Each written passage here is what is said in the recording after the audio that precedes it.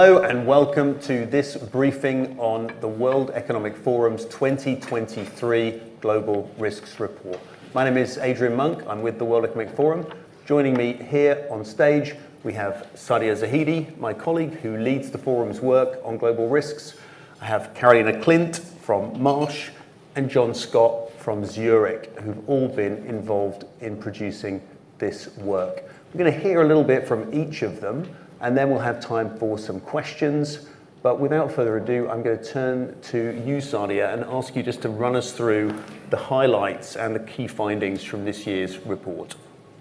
Thank you so much, Adrian, and thank you to our partners, Zurich and Marsh, for our 16th collaboration working together on the Global Risks Report. Now, what the report draws from is a global survey of about 1,200 experts looking at economic, societal, technological, geopolitical, and environmental risks. And we tried to look at three different timeframes. So what is currently unfolding today, year zero, what do things look like in 2023, what's top of the agenda, what things look like 2 years out by 2025, and then what do things look like 10 years out by 2033. So that's how we've tried to analyze these risks, looking at least 31 in total, but then of course looking at the interconnections between them. What we find is that when it comes to today, energy crisis at the very top, food crises, cost of living. 2 years out though, the experts are still expecting that the cost of living is going to be the #1 risk on the global agenda. 10 years out, especially in the top 10, 6 of the top 10 global risks are dominated by climate and environmental related risks and risks that are associated with that. So for example, large-scale involuntary migration makes it into the top 10 as well, in fact the top 5 over the longer term. So that's how things play out, which means if we come back to today, leaders are facing multiple crises that are happening at the same time. So essentially polycrisis, and what that leads to in terms of the sort of overall optimism or pessimism about the state of the world, when we asked leaders what they're expecting to happen, well over 80% are expecting that we're looking at consistent, ongoing crises that are compounding each other, an increasingly volatile trajectory, although 10 years out, we're looking at that number going down to about 50%. So still a fairly negative outlook, even a decade out. So that's how things play out overall. And perhaps one more implication of that, we're looking at a situation where things are eerily familiar to some extent, a lot of older risks that have come back to the fore, things that if we think back to the beginning of this decade, we were trying to be on a trajectory to solve, dealing with hunger, dealing with energy crises. These were things that the world was trying to move towards and help solve through the Sustainable Development Goals.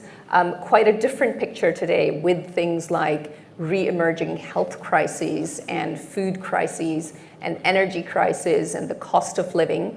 And at the same time, some newer risks layered on top of that, that certainly today's generation of leaders has not had to deal with recently. So widely speaking, inflation, widely speaking, a potential recession on the horizon, trade wars at a time where just up until 3 or 4 years ago, we were in a very different picture around trade. So this combination of geopolitical and economic risks, and then layered yet on top of that, climate risks that haven't been so front and center as they are today. We did look at climate mitigation risks in addition to the risk of not acting fast enough on adaptation, and both come out at the very top 10 over the next 10 years.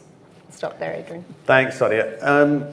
Cost of living crisis was mentioned as being right in the foreground for the next 2 years. Carolina, can you unpack a little bit of what the implications of that are for businesses, and perhaps some of the other business-focused risks that come out in the report? With pleasure. And Sadia, thank you. Your overview really paints a picture of a volatile and constantly changing risk landscape where risks are surprisingly interconnected and one will impact and exacerbate another. And this will certainly have an impact in terms of how businesses look at their strategies and investment decisions going forward. And when I have conversations with companies about their own risk outlooks, I would say that the lists of concerns are growing longer and longer. And there are a couple of themes that stand out. And one is the navigating the inflationary environment and the cost of living crisis. But it's also about access to raw materials and components. And of course, securing up supply chains and making sure that those are a little bit more solid. And I think all of those concerns are closely linked to the compounding risks outlined in this year's report. And one example is food insecurity, which has increased due to major reductions in grain exports, lack of fertilizer, and climate change events as well. No country is immune to social erosion caused by lack of affordability and availability of basic necessities. And that's really important for us to recognize. Cost of living pressures and food insecurity could provoke civil unrest and instability. Last year, for example, we saw the impact of rising fuel prices that led to protests and in a number of countries with strikes and political upheaval. So we have seen the impact already. And of course, businesses need to keep an eye on these political risk scenarios as well as the increased geopolitical tension in the world because it creates complexity in terms of managing risks in supply chains.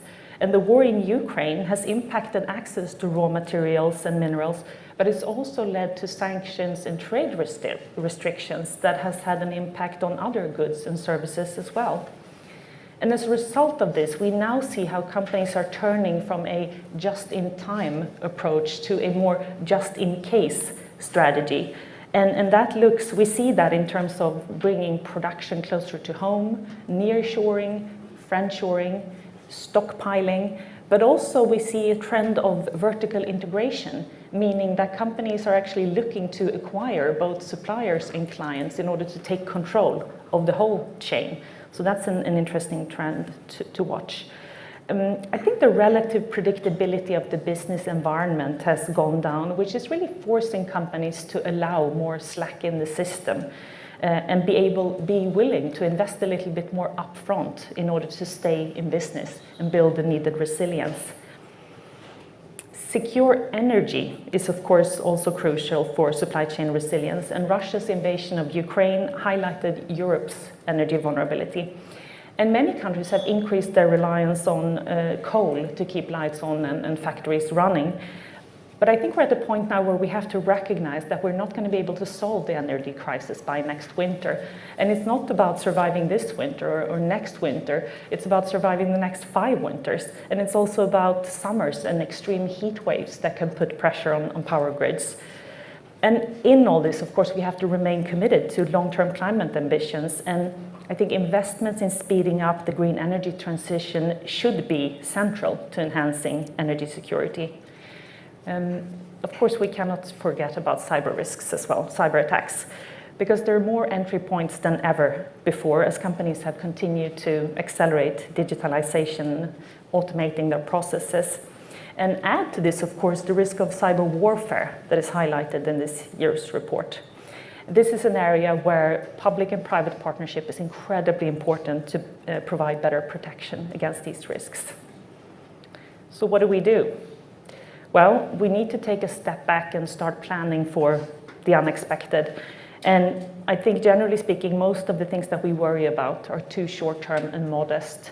So taking a long-term and holistic view at the risks on the risks horizon, making sure that we have diversity around the table when we talk about risk and resilience to make sure that all different perspectives are being captured.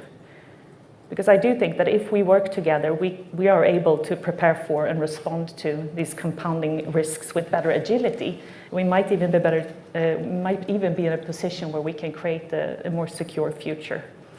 So I think that those are my comments. Thank you so much. Thanks, Carolina.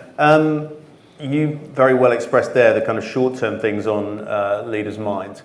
Does that sort of mean that John, climate change is not now climate change. We're too busy looking at other things, and we've put it off into the distance yet again.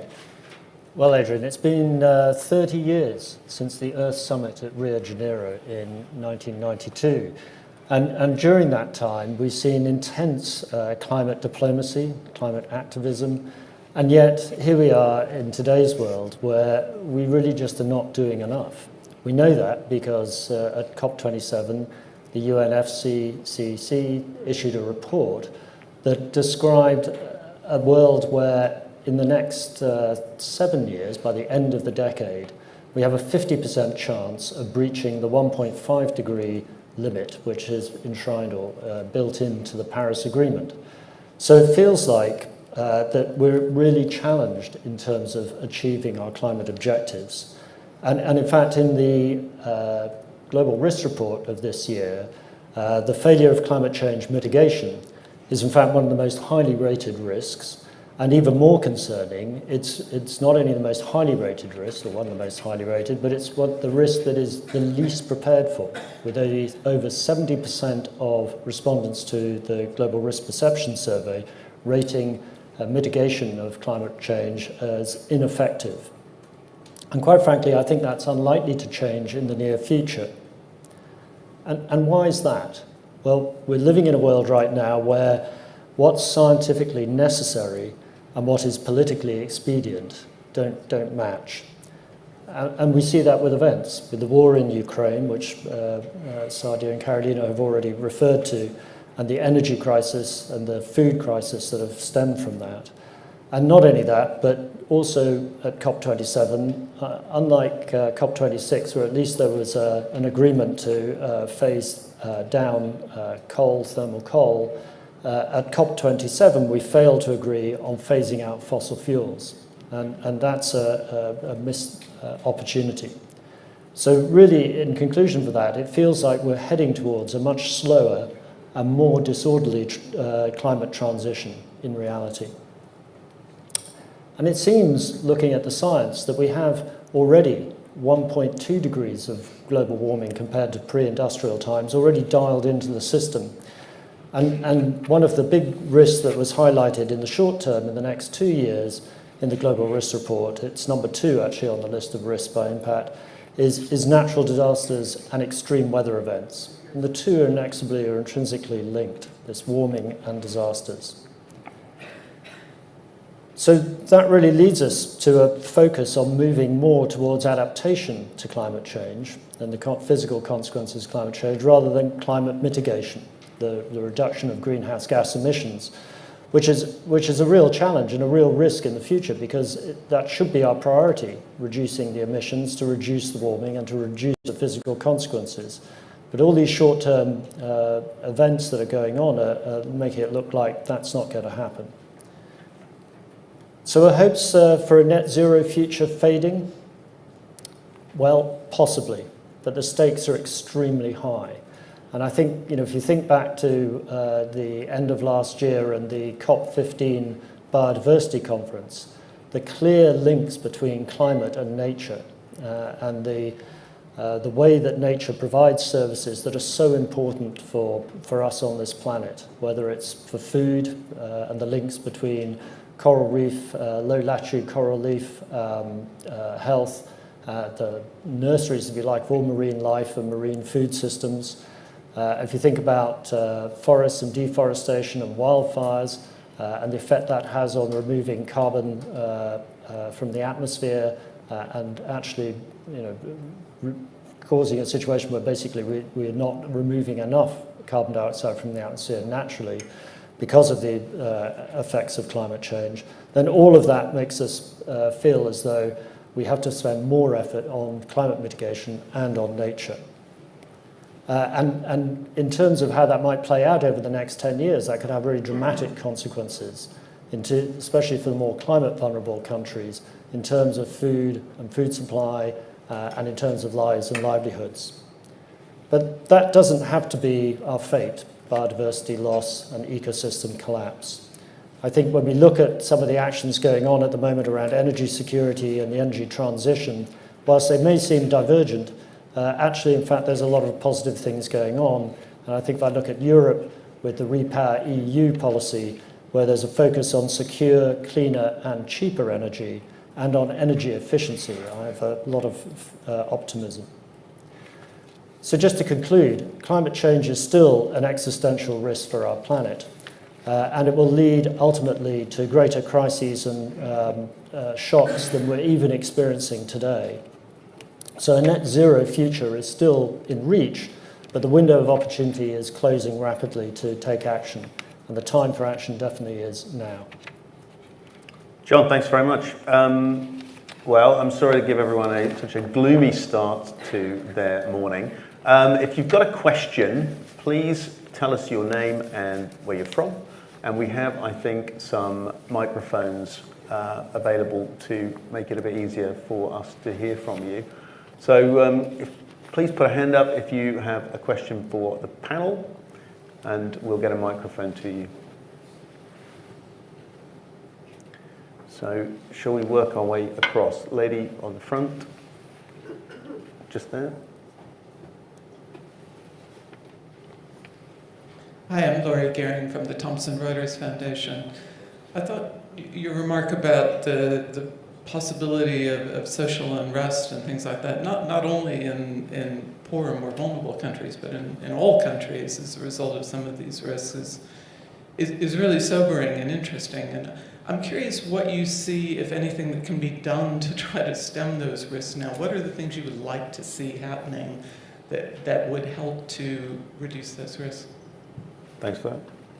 Carolina, you mentioned that. Do you want to come in on it? Yes, sure. I think it is really about rebuilding trust in governmental systems and public. That's a big and important part of it, but I think it's not easy because governments are now battling and managing so many risks at the same time, and of course focus needs to be on managing the crisis in the short term, but I do think there are things that governments can do to reduce the cost of living crisis, to mitigate for some of those impacts, but at the same time the trade-off is that you then might lose sight of the longer term risks, and I think that is the trick in balancing the longer term with the shorter term at this point in time. But I do think it comes back to rebuilding trust and really making sure that, because that is the foundation. So any of the other panelists want to come in? We've got quite a few questions to get through. Sadia. Maybe just adding a little to that. I think refocusing on building resilience in core systems that are important for society, education, health, basic aspects around job security and support for job transitions during the midst of this sort of economic transformation period. All of those things are critical, especially in some of the advanced economies where these things are getting weakened. But equally so, I think global cooperation is important, even though these seem like very local risks, because in many developing and emerging markets, it is going to require international support to provide more of that stability, especially with such a large number of countries in debt distress at present. Thanks for that. Working our way across. Gentleman on the end there.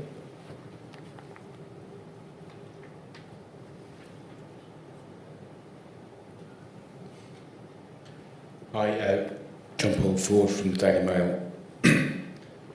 Your press release mentions one of the risks being war.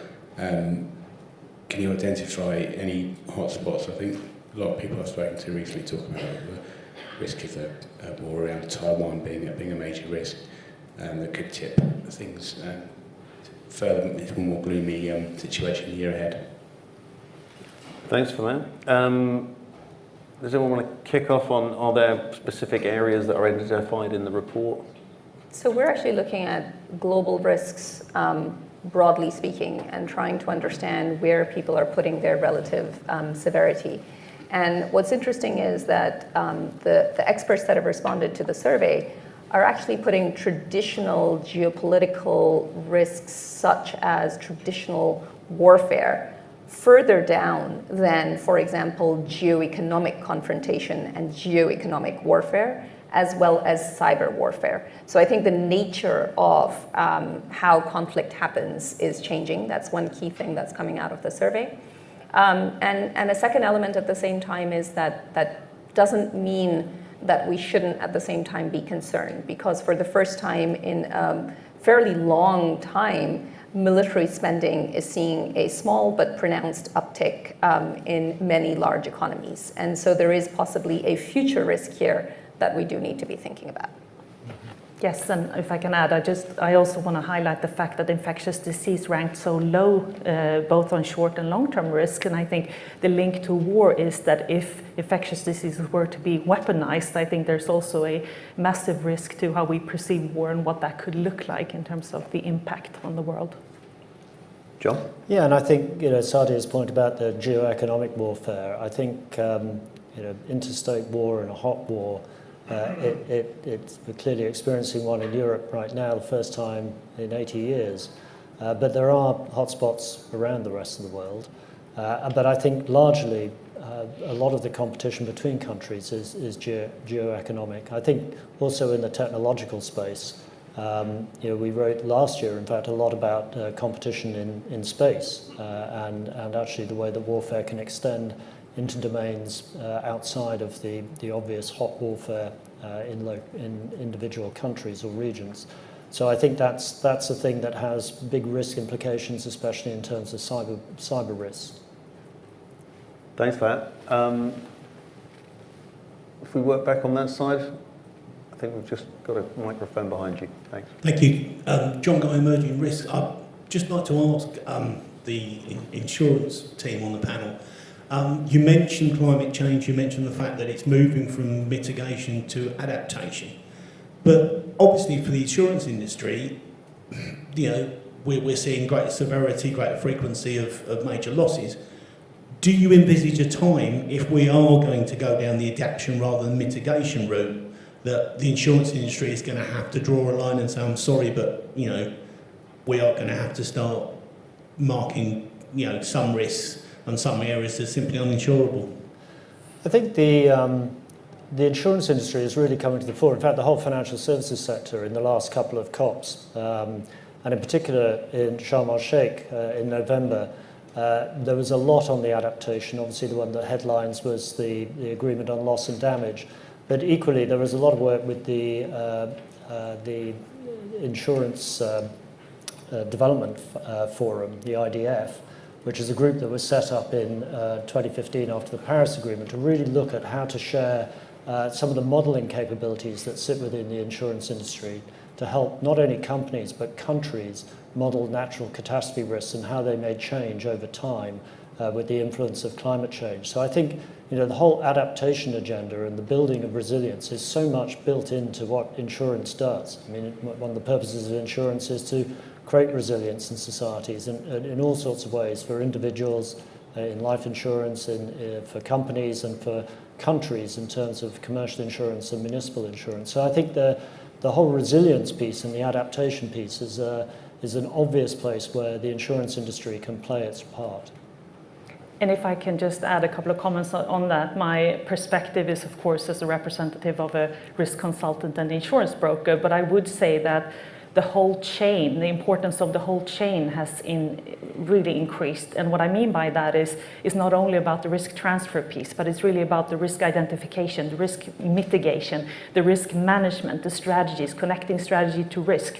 And then at the end of it, you might end up in a risk transfer situation. But I do think companies are starting to realize that the importance in making mitigating efforts, in actually being willing to invest upfront in order to become insurable has increased over time. And we see that in a couple of different areas. And I would point to NatCat and cyber, for example, where there's also a huge opportunity going forward for public-private partnerships to close some of those protection gaps that have arisen as an impact of the fact that the world is so interconnected and incredibly volatile and dramatic.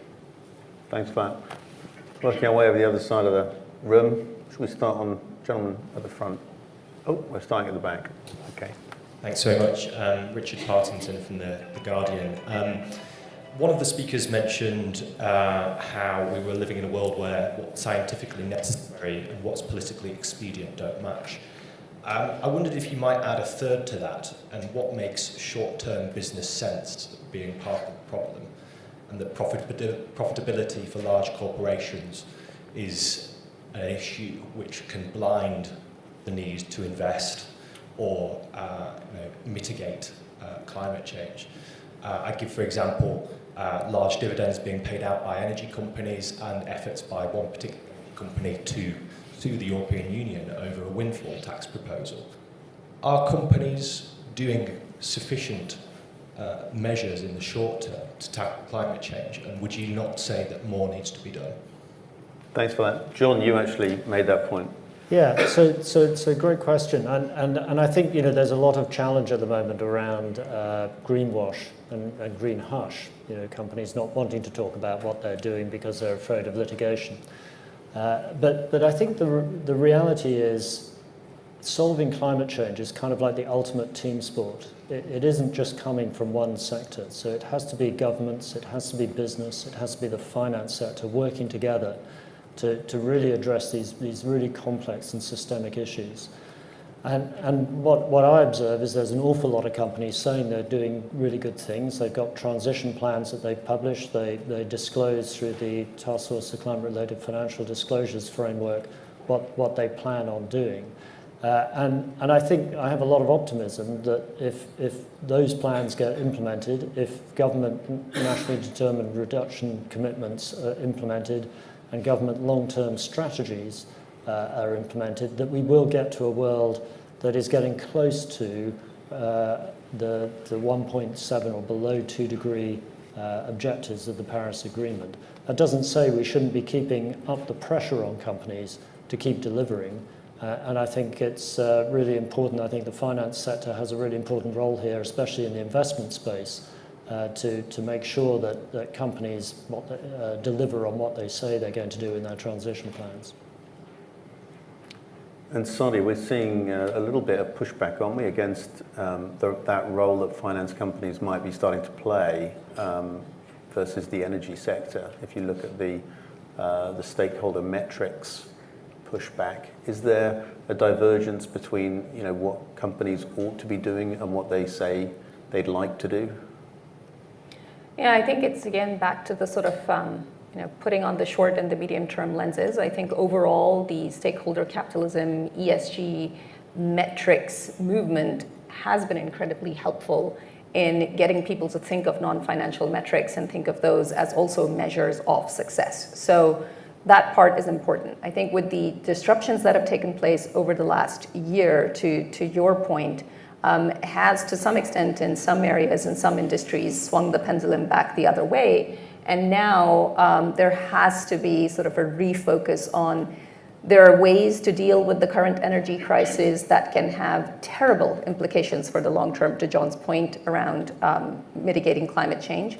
And there can be measures that are put in place today that can actually allow us to leap forward. The good news is that in much of the advanced economies, there is some of the investments that can allow us to leap forward, coming from the private sector, coming from incentives created by the public sector, but less so perhaps in some of the emerging and developing economies, and that's where that next focus needs to be.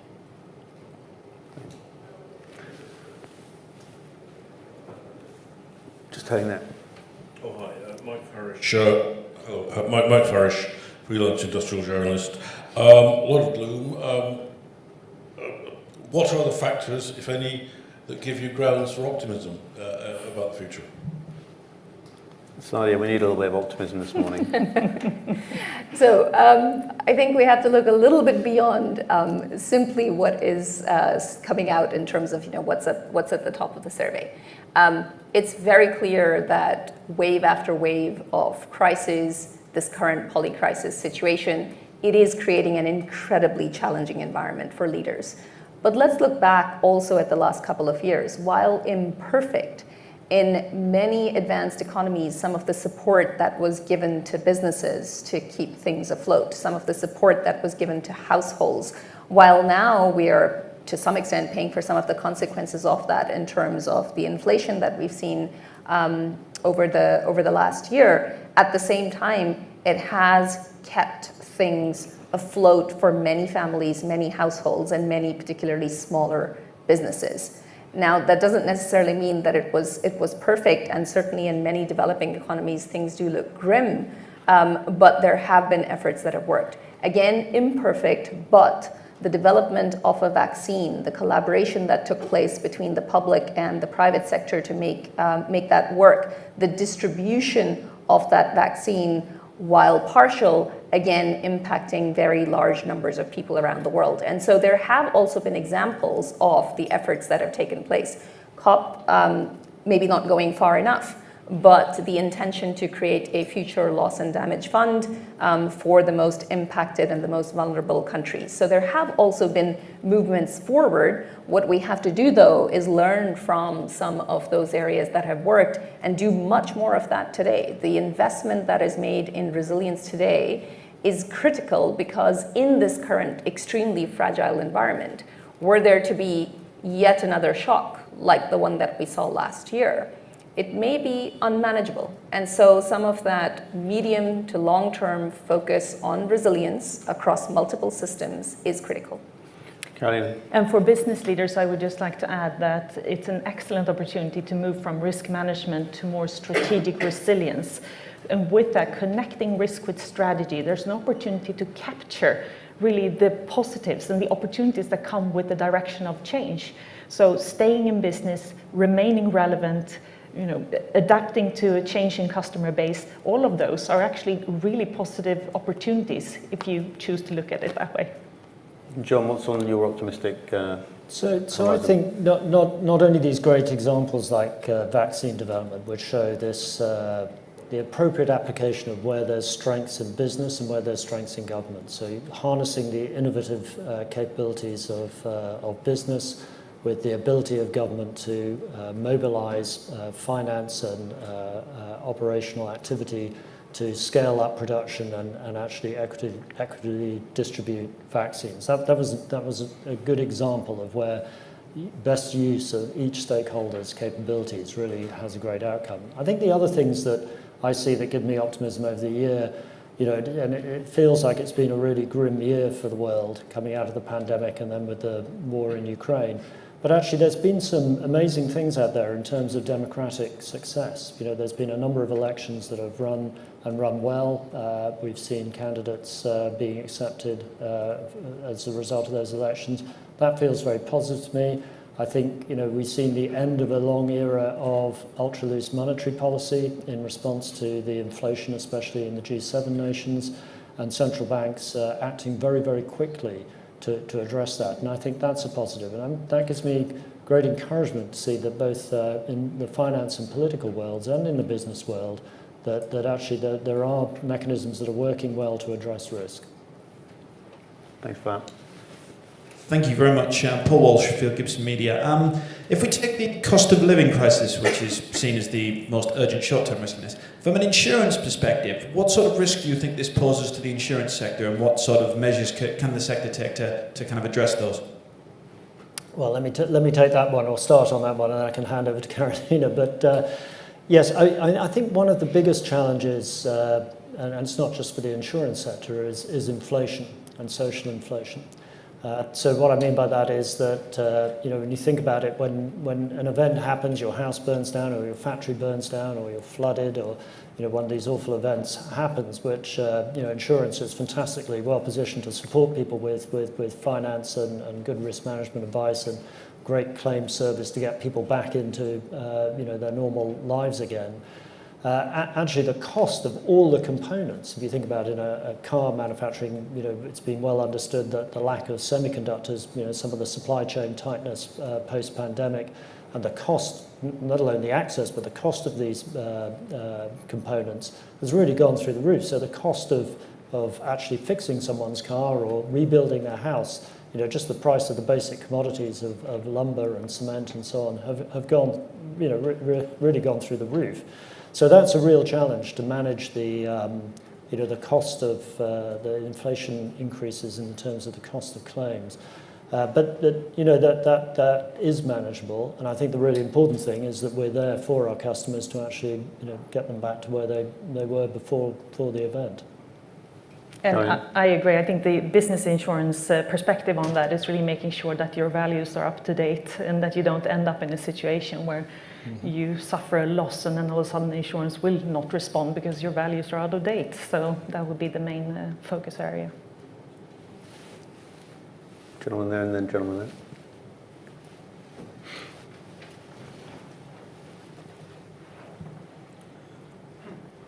Thank you very much. William Goodwin from Computer Weekly.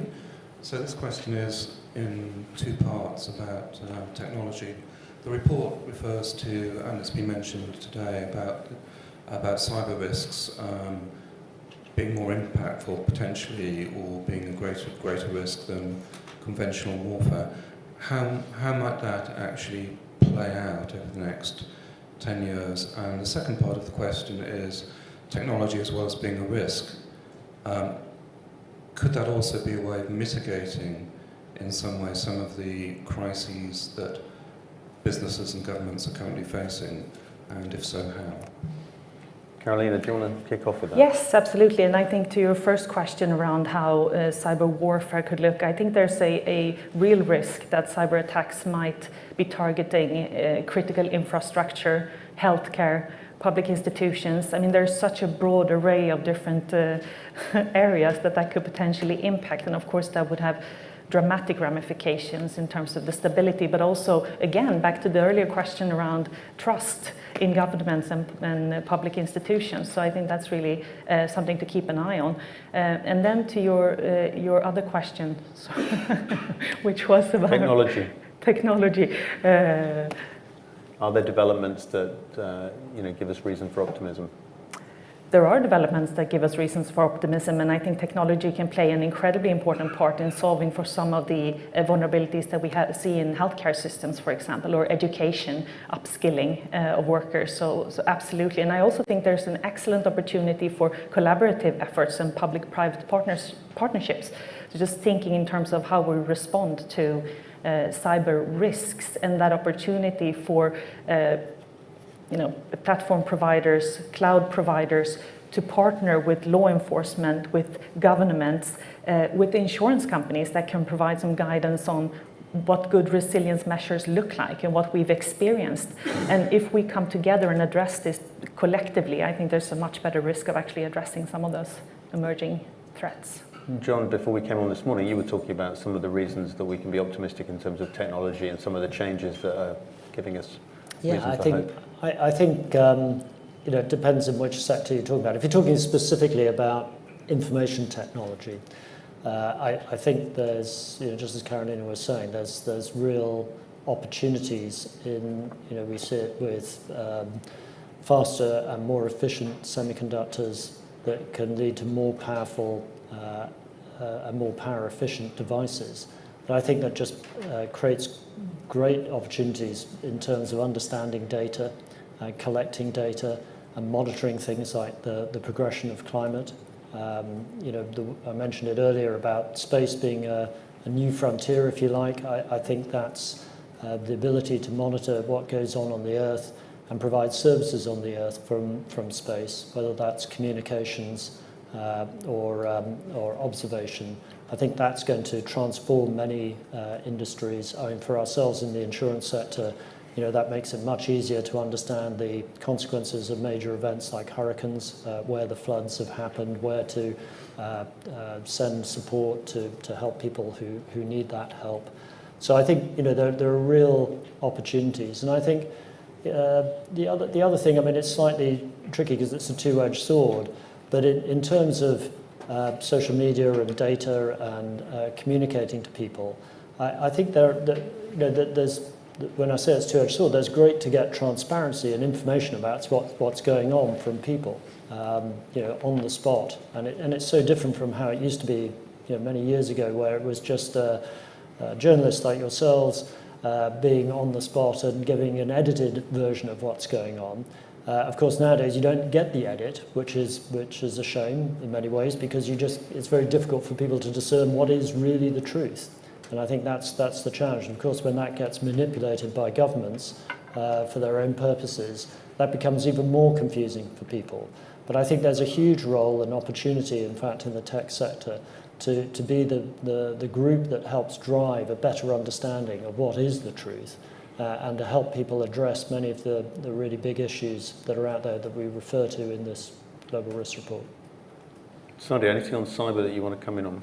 Yeah, maybe I'll just add one more point here. I think there are a lot of technologies that already exist that could, for example, reduce food waste and increase crop yields. These are fairly basic sets of technology that exist already, but tend to receive far less investment than some of the more sophisticated, interesting, early stage technologies. We need both, and we need investment in both areas, and especially technologies that exist already and then actually scaling them into markets that function, actually scaling their use in agriculture or health or education or care. That's where there is a sort of collective failure of imagination and investment, and that's where a lot of the focus needs to go, because the solutions do exist. Lady on the front, gentleman over there. Thank you. Anna-Maria Sipilä from Helsingin Sanomat newspaper, Finland. Many people and party leaders in Finland are saying now that European political leaders have been too naive with everything, with about Russia, about energy supply, about cooperation. They have been just too optimistic. So I was wondering, how do you see those, those past mistakes? What went wrong in European risky landscape, and what kind of political leadership is needed in the near future in Europe? Thank you. That's a very good question. What kind of leadership is needed given the risks that we see outlined in this year's report? One that probably looks at both short-term and long-term risks and doesn't put one ahead of the other, perhaps. Well, let me just maybe start with one general point. There is no such thing as 100% preparedness. And I think that's one of the key messages of this report over the last 18 years, that we have to get much better at foresight. We have to get much better at risk identification. We need to have basic aspects of resilience in place. We need to have plans ready or made ready once a shock unfolds. We need the sort of team sport mentality for many things, but I just want to make that general point. I think there is no such thing as 100% preparedness. That said, one of the key things that the report is pointing to is that we are in the midst of polycrisis, and probably Europe is one of the areas where those set of polycrises are the most visible.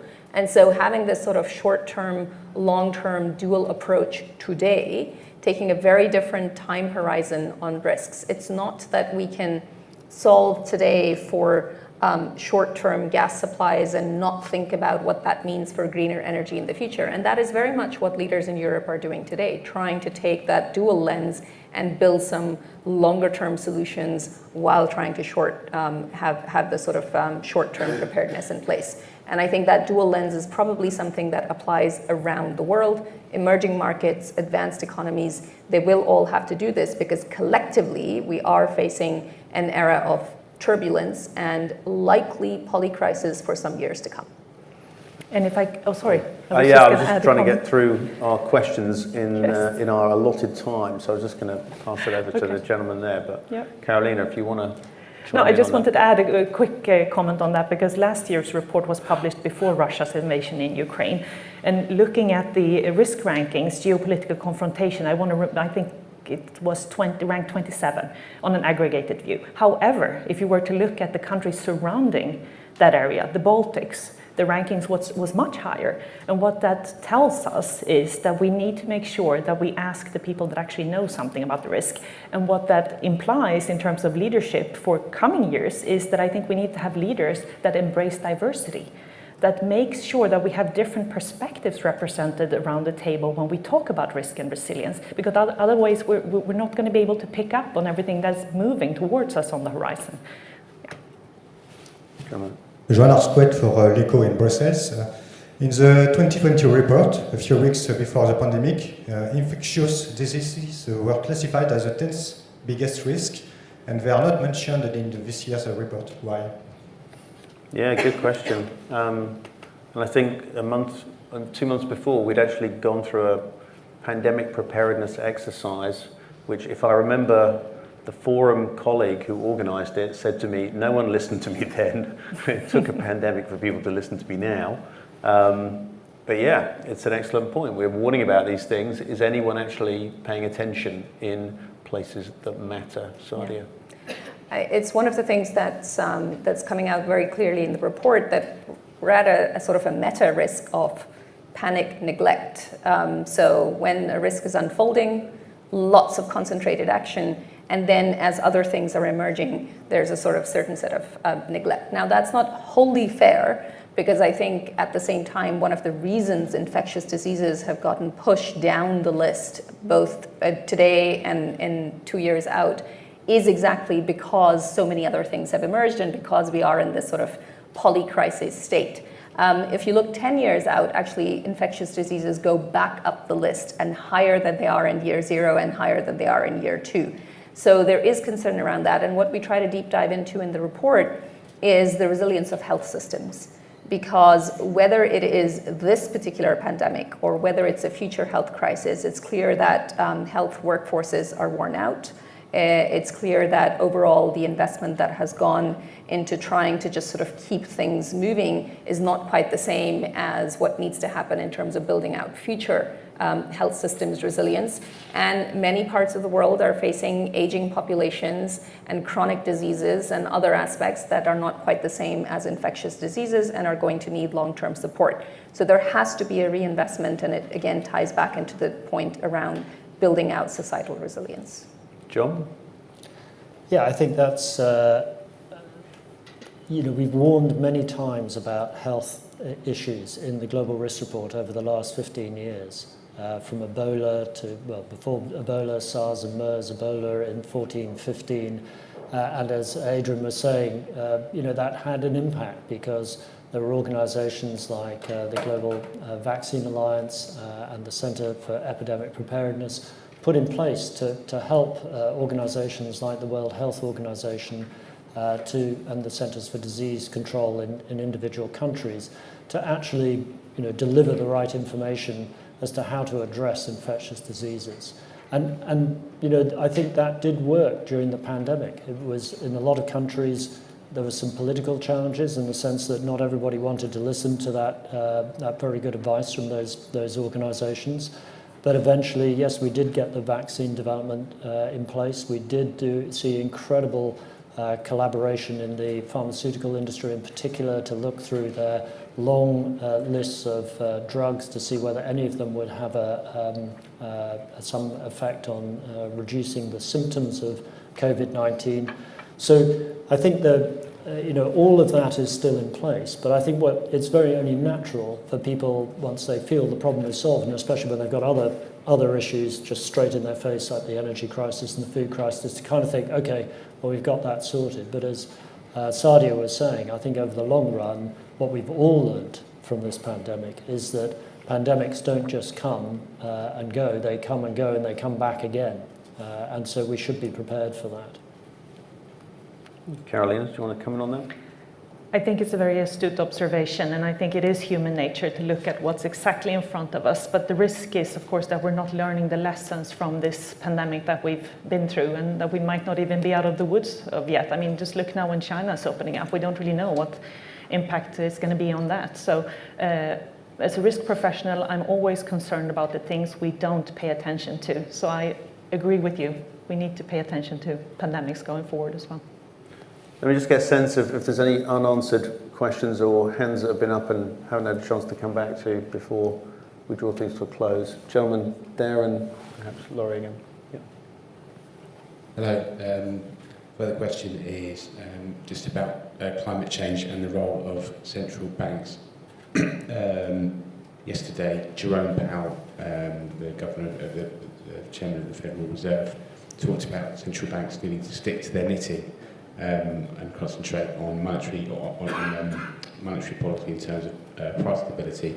And it seemed that it was taken as a pushback against the idea that central banks were to be involved in climate change. I wondered if any of you thought that was an irresponsible thing to say. Well, let me perhaps pick up on that one. It's without doubt incredibly important that financial regulators and central banks in all countries have front of mind their key statutory tasks. In many places that's macro and micro prudential oversight, making sure that companies are solvent and are going concerns, and that at a macro level that doesn't systemically affect not only the economies of their countries that they're based in, but in a global sense. And that's partly the role of the Financial Stability Board, which was set up, as you know, after the great financial crisis in 2008. And in addition, there's another set of important roles for regulators and central banks around consumer protection, and that's also extremely important. So but when you think about a risk like climate change, I think it was very clear that after the Paris Agreement, when the G20 finance ministers got together and thought about, well, okay, how's the transition going to work, and what are the systemic consequences of these changes in the global economy to move towards a low-carbon economy, it was very clear to see that some sectors and some companies could be really, really badly affected, and it could also have a big systemic impact on the financial system. So I think that's why central banks took it upon themselves, as a result of the work that the FSB instigated with the setting up of the Task Force for Climate-Related Financial Disclosures, to get companies to disclose how they were going to manage the transition. And so investors and other stakeholders could make decisions on how to finance the different companies. Because of the systemic impact, I think it is important that central banks have an overview or a sight of some of those systemic consequences which really feed into their macroprudential responsibilities. Question just there. Hi, it's Laurie Gehring again from Thomson Reuters Foundation. I had two quick things that I wanted to know about that we haven't talked about fully yet. One is, when we have climate change and conflict and debt crisis creating this food security worry around the world, how do you see that? What do you see as effective systemic or structural ways to address that? I mean, including things like speculation and trading of some things in food. I'm curious what you see working. I know Sadia mentioned that some basic investments and things we already have would help. And secondly, around this question of sort of disinformation and misinformation, which I think gets at government trust, and is certainly behind a lot of the problems we've seen, I'd argue, including in what we just saw in Brazil on the weekend. How do you begin to deal with these kind of problems? Are they something that shows up in the list, and how tied into solving the rest of the problems are they? Well, I think disinformation came up in 2012, 2013, back in the day, as a kind of initial warning of problems ahead. Sadia, do you want to just elaborate a little bit on what Laurie was talking about? Sure.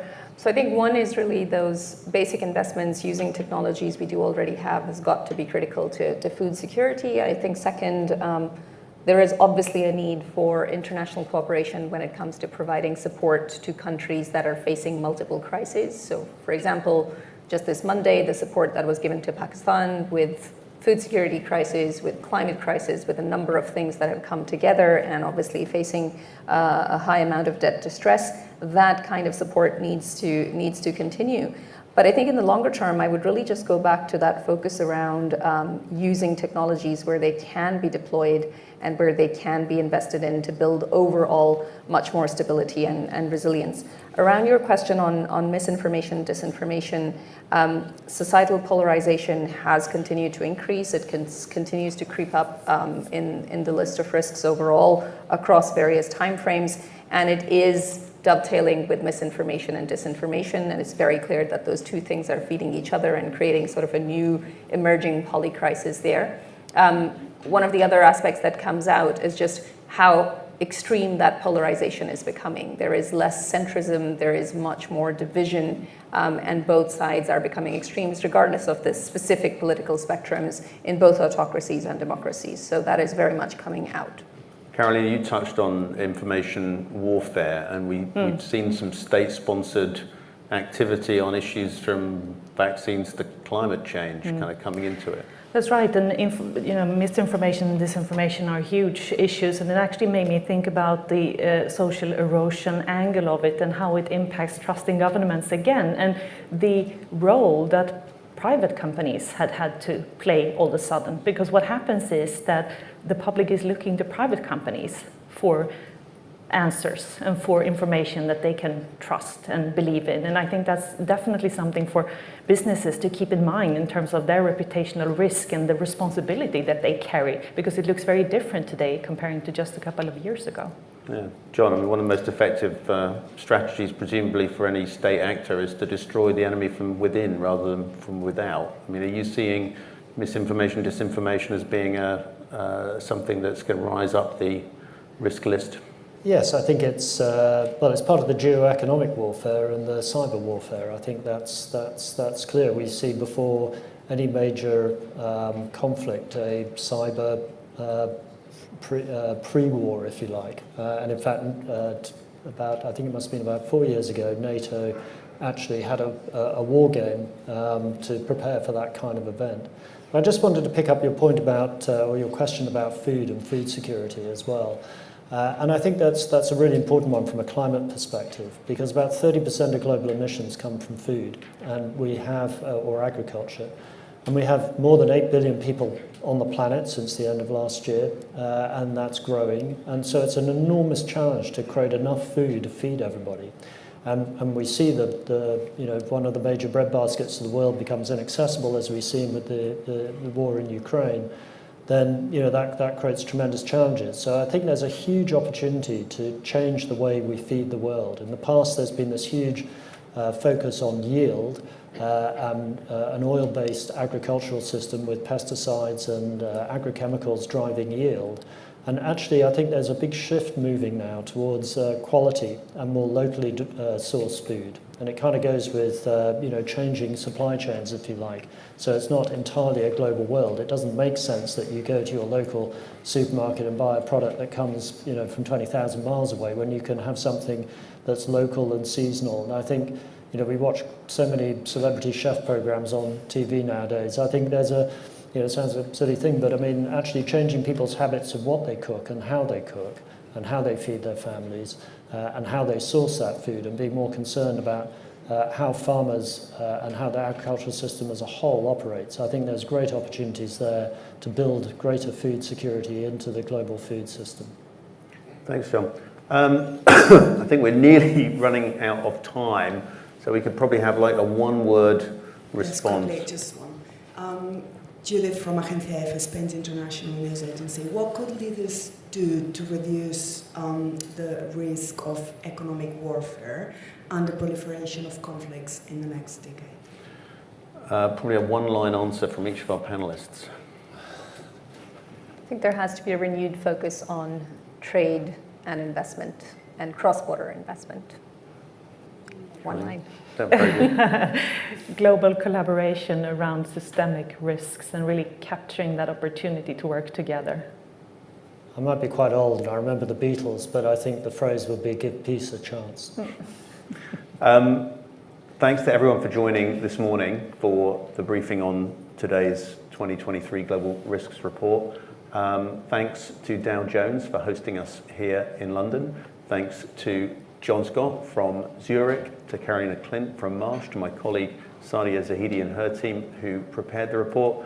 You've heard a lot about polycrises this morning. I hope we can all emerge in 2023 out of the poly tunnel. And with that terrible pun, I will say thank you very much, and I hope to see you in Switzerland next week. Thank you.